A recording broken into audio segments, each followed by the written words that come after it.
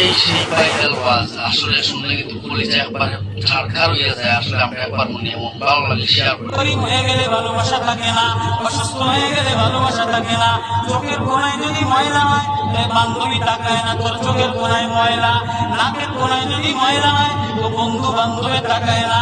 এখানে যদি একটা ফোড়া হয় তো বন্ধু বান্ধবী তাকায় না। ভালোবাসা মিলান হয়ে যায়, অভাবে পড়লে ভালোবাসা মিলান হয়ে যায়, অসুস্থ হয়ে গেলে ভালোবাসা মিলান হয়ে যায়।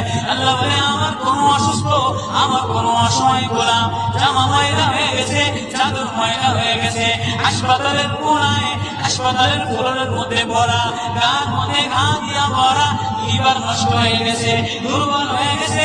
ওইখানে ডাক্তার তার দিকে তাকায় না, মহিলা তার দিকে তাকায় না, এমপিরা তার দিকে তাকায় না, কোনো মুফতিও তাকায় না, কোনো পীরেও তাকায় না, পীরেও গরিব মানুষের দিকে তাকায় না, পীরেও বড় বড় পোটলা মোজার দিকে